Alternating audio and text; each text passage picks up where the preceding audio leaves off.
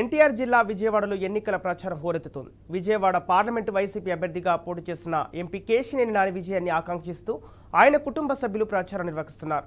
మండు టెండర్లో సైతం ఇంటింటికి వెళ్లి ఓటర్లను అభ్యర్థిస్తున్నారు. కేశినేని నాని కుమార్తె శ్వేత ప్రజలతో మమేకమవుతున్నారు.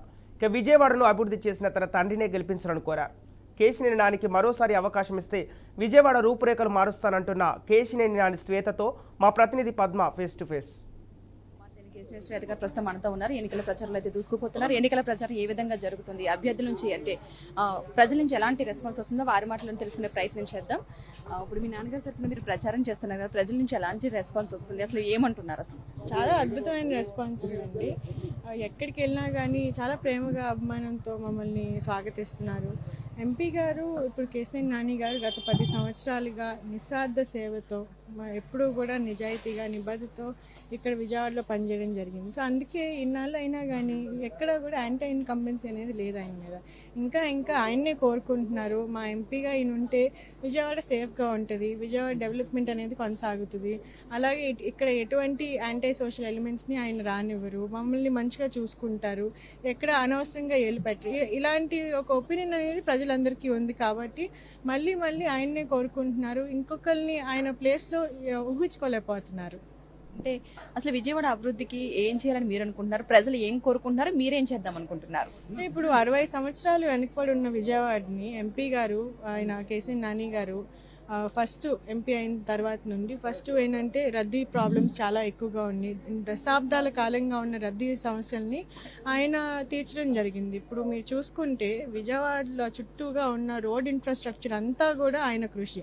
ఇప్పుడు Benz circle flyover, Kanakadurga flyover, అలాగే Nandigam bypass, Tiruvuru highway, west bypass, ఇప్పుడు కొత్తగా వస్తున్న నాగ్పూర్ గ్రీన్ఫీల్డ్ హైవే విజయవాడకి. సో ఇవన్నీ కూడా ఏంటంటే ఆయన ట్రాన్స్పోర్ట్ సెక్టర్లో ఉన్నారు కాబట్టి, అలాగే విజయవాడ స్థానికులు కాబట్టి ఎప్పటి నుంచో ఉన్న రద్దీ సమస్య వల్ల మన ఊరు ఎదగట్లేదు అనే ఒక ఒపీనియన్తో ఆయన ఫస్ట్ టర్మ్లోనే దాని మీద పనిచేయడం స్టార్ట్ చేశారు. సో ఈ 2 టర్మ్స్లో చాలా ప్రాతిష్టాత్మిక ప్రాజెక్ట్స్ అనేవి ఆయన తీసుకురావడం జరిగింది. అదే కాకుండా ఎయిర్పోర్ట్ డెవలప్మెంట్, యాక్చువల్గా చంద్రబాబు నాయుడు గారు ఇక్కడ ఎయిర్పోర్ట్కి విరుద్ధం. గన్నవరం ఎయిర్పోర్టు బస్టాండ్ కంటే అధ్వానంగా ఉండేది. సో నాని గారు లేదండి ఇక్కడ ఎయిర్పోర్ట్ అనేది చాలా అవసరం అంటే, లేదు నేను అమరావతిలో కట్టుకుంటానంటే అది ఎప్పటికై అవుతుందో తెలీదు. ఈ లోపల ఇక్కడ చాలా ఇబ్బందిగా ఉంది, ప్రజలందరూ కూడా చాలా ప్రాబ్లమ్స్ ఫేస్ చేస్తున్నారని చెప్పి కేంద్ర ప్రభుత్వం నుంచి 1000 కోట్లు ఫండింగ్ తీసుకొచ్చి ఇక్కడ ఎయిర్పోర్ట్ కూడా తీర్చిదిద్దడం జరిగింది. నెక్స్ట్ 30 years ఒక మంచి ఇంటర్నేషనల్ ఎయిర్పోర్ట్ తయారైంది.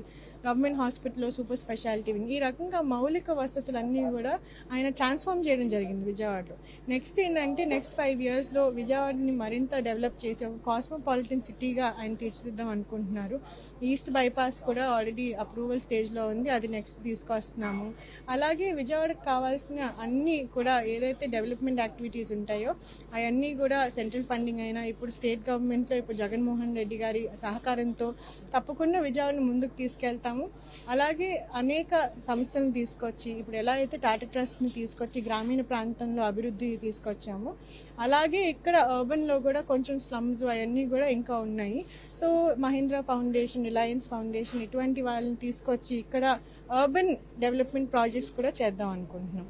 టీడీపీ నుంచి వైసీపీలోకి రీసెంట్గా వచ్చారు కాబట్టి టీడీపీలో వైసీపీలో ఎలాంటి ఆదరణ ఉంది, అంటే ఎలాంటి సపోర్ట్ ఉంది, అదేవిధంగా ప్రజలు ఎలా రిసీవ్ చేసుకుంటున్నారు? వైసీపీ ఫ్యామిలీ అంతా కూడా మమ్మల్ని చాలా మంచిగా వెల్కమ్ చేశారు. ఎందుకంటే కేశినేని నాని గారు ఎప్పుడు కూడా ఒక పార్టీకి పరిమితం అవ్వాల. ఎలక్షన్ వరకు పార్టీ తర్వాత ఎలక్షన్ తర్వాత ఎప్పుడైతే ప్రజాప్రతినిధి అవుతామో అంటే పీపుల్స్ రిప్రజెంటేటివ్ కాబట్టి ఒక పార్టీకి పరిమితం అవ్వకూడదు, ప్రతి ఒక్కరి కోసం మనం పనిచేయాలనే ఒక సంకల్పంతో ఆయన ముందుకెళ్లారు. సో కులాలకి, మతాలకి, పార్టీలకి ఎటువంటి ఆయన విభేదాలు తీసుకురాకుండా ప్రతి ఒక్కరికి పనిచేశారు, అన్నిటికీ అతీతంగా పనిచేశారు. అందుకనే ఈరోజు వైఎస్ఆర్సీపీలోకి వచ్చినా కానీ మాకేం కొత్తగా లేదు. ఎందుకంటే ఇక్కడ క్యాడర్ అయినా కానీ నాయకులైనా కానీ అందరూ కూడా మమ్మల్ని ఓన్ చేసుకున్నారు. చాలా మంచి రెస్పాన్స్ ఉంది. ఎక్కడికి వెళ్ళినా కానీ ఏ డివిజన్కి వెళ్ళినా కానీ ఈరోజు నాని గారు ఈ డివిజన్కి ఇది చేశారు, ఈ డివిజన్కి ఇప్పుడు వసతులతో ఉంది, ఇక్కడ ప్రస్తుతం మనం వసతులతో ఉన్నాము. నాకు తెలియంది ఏంటంటే ఇందాక చెప్తున్నారు నాని గారు ఇక్కడ బకాయిలు ఇష్యూ వస్తే అది కూడా మాకు సాల్వ్ చేసి పెట్టారు అని చెప్పి చెప్తున్నారు. అలాగే ఎక్కడికి వెళ్ళినా కానీ పెద్ద పెద్ద డెవలప్మెంట్ వర్క్స్ గురించి మాకు ట్రాక్ ఉంటుంది. కానీ ఆయన కేసినేని భవన్ ద్వారా ఒక real time grievance redressal system అనేది పెట్టాం. సో ఎప్పుడు ఎవరు వచ్చినా కానీ ఆ రిక్వెస్ట్ని తీసుకుని దాన్ని సాల్వ్ చేయడం అనేది మాకు అలవాటు. సో అలాగా చిన్న చిన్న ప్రాబ్లమ్స్ కూడా డైలీ ఇష్యూస్ ఏదైతే ఉన్నాయో అలాంటివి కూడా చాలా సాల్వ్ చేస్తుంది. సో ఆ రకంగా అందరికీ అందుబాటులో ఉన్నారు కాబట్టి ఈరోజు పార్టీలకు అతీతంగా నాని గారిని ప్రేమిస్తారు అందరూ కూడా. ఇక్కడ కేసినేని నాని గారికి ప్రత్యర్థి కేసినేని చిన్ని గారు. సో అన్నదమ్ముల సవాళ్ళగా ప్రచారం అయితే హోరుగా జరుగుతుంది. మరి దీనిపై మీరేమంటారు? దీనిపై అన్నా తమ్ముడు సవాల్ అని చెప్పి టీవీలోనే చెప్తున్నారు కానీ నిజంగా గ్రౌండ్లో అయితే ఎక్కడ ఒక కాంపిటీషన్ అనేది లేదండి. కానీ ఈరోజు నాకు ఒకటే బాధగా ఏమనిపిస్తుందంటే నాని గారు చిన్నప్పుడు వాళ్ళిద్దరికి కూడా తండ్రి చనిపోయారు.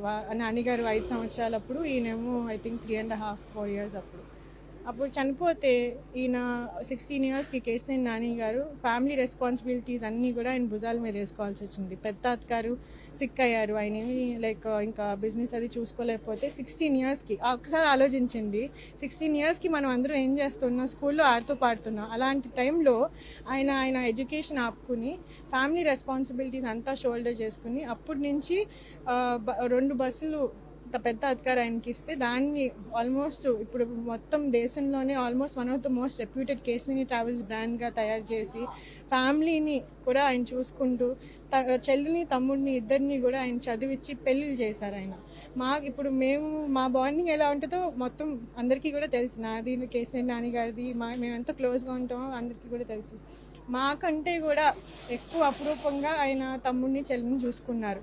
అలాంటిది ఈరోజు ఆ తమ్ముడు వచ్చి అదే అన్నని కేసినేని నాని గారిని అరే నాని కుక్క నీ అంతు చూస్తాను ఇలాంటి మాటలు మాట్లాడుతుంటే అసలు అతని క్యారెక్టర్ ఏంటో ప్రతి ఒక్కళ్ళు కూడా ఆలోచించుకోవాలి. ఇటువంటి వాళ్ళని తెలుగుదేశం పార్టీ ఎందుకు ప్రోత్సహిస్తుంది, పార్టీ ఏ దిశగా ముందుకెళ్తుంది అనేది కూడా ప్రతి ఒక్కళ్ళు కూడా ఆలోచించుకోవాల్సిన అవసరం ఉంది.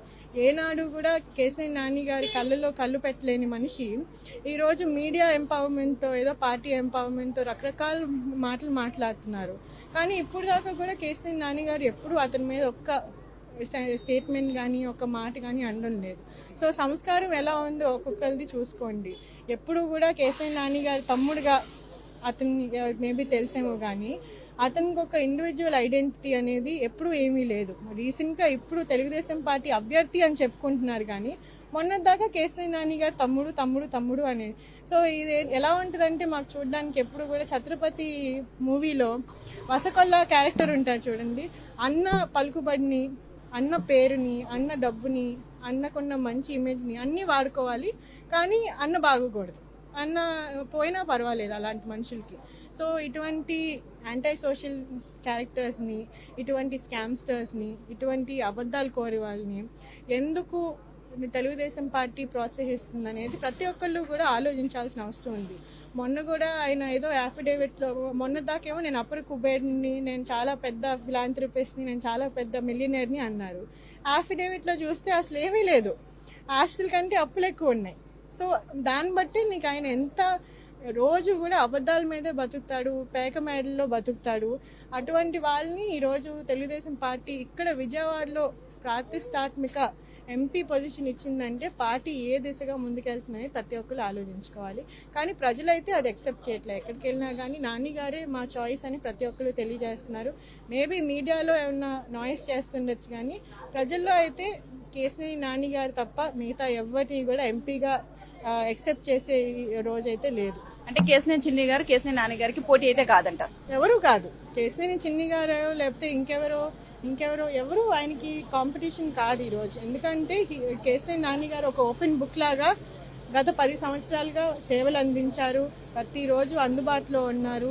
గ్రామీణ ప్రాంతంలో రతన్ టాటా గారు లాంటి వాళ్ళని ఇక్కడ తీసుకొచ్చి 265 గ్రామాలను ఎక్కడా లేని విధంగా మన విజయవాడలో ఆయన తీసుకొచ్చి ఇక్కడ అడాప్ట్ చేయించారు. 8,000 కోట్ల నిధులతో ఇన్ఫ్రాస్ట్రక్చర్ ప్రాజెక్టులు తీసుకొచ్చారు. నవ విజయవాడ నిర్మాణానికి ఈరోజు ఆయన చిహ్నంగా మారితే ఎవరు వచ్చి ఆయన్ని ఎలా డిఫీట్ చేయగలుగుతారు, ఎవరు వచ్చి ఆయనకి ఎలా కాంపిటీషన్ అవ్వగలుగుతారు? ఈరోజు ప్రజల గుండెల్లో కేసినేని నాని గారు ఉన్నారు. అది ఎప్పటికీ ఎవరు చెరపలేరు. చివరిగా బీఆర్కే న్యూస్ ద్వారా ఒక ప్రజలకు మీరు ఏం చెప్పాలనుకున్నారు? కేసినేని నాని గారి తరఫున మీరు ప్రచారం చేస్తున్నారు కాబట్టి. సో ఒకటే ఏంటంటే అండి, ఈరోజు చెట్టు పేరు చెప్పుకుని కాయలు అమ్మే వాళ్ళు చాలామంది వస్తారు మీ దగ్గరికి, ఎంపీ గారి కుటుంబ సభ్యులని చెప్తారు. కానీ ప్రతి ఒక్కళ్ళు కూడా ఆలోచించాల్సింది ఏంటంటే వాళ్ళు మేము ఒకటి కాదు. మేము మా ఫ్యామిలీ విడిపోయి ఆల్మోస్ట్ ఇప్పటికి 30 సంవత్సరాలు అవుతుంది. మా పేరు చెప్పుకుని చాలా వరకు కూడా వాళ్ళు చాలా ఇబ్బందికరమైన ఇష్యూస్ అన్నీ కూడా చేశారు. కానీ ఈరోజు కేశినేని నాని గారు సెపరేటు, ఇంకొక ఏదైతే అభ్యర్థి టీడీపీ అభ్యర్థి ఉన్నారో ఆయన వేరు. మేము ఒకటి కాదు, మేము ఒక ఫ్యామిలీ కాదు. అలాగే కేశినేని నాని గారికి ఓటు వేయాలంటే ఈరోజు 2వ నంబర్ స్థానంలో ఫ్యాన్ గుర్తు చూసి ఓటు వేయండి. మోసపోకూడదు. ఈరోజు కన్ఫ్యూజన్ చేయడానికి చాలా ట్రై చేస్తున్నారు. ఎంపీ గారు ఫ్యామిలీ వస్తున్నారని చెప్పి రకరకాలుగా ప్రచారం చేసి కన్ఫ్యూజన్ క్రియేట్ చేయడానికి ట్రై చేస్తున్నారు. సో ప్రతి ఒక్కరిని కూడా అప్రమత్తంగా ఉండండి. కేశినేని నాని గారు మీ గుండెల్లో ఉన్నారు కాబట్టి మీరు ఆయనకి ఓటు వేయాలనుకుంటే తప్పకుండా ఫ్యాన్ గుర్తు చూసి ఆయనకి ఓటు వేయండి అని ప్రతి ఒక్కరికి తెలియజేస్తున్నాను. థ్యాంక్ యూ అండి. మొత్తంగా కేశినేని నాని గారి తరఫున కేశినేని శ్వేత గారు అయితే ప్రచారం చేస్తున్నారు. ఈ నేపథ్యంలో కేశినేని నాని గారి గెలుపు తథ్యమంటూ కూడా చెప్పడం జరుగుతుంది. Over to studio.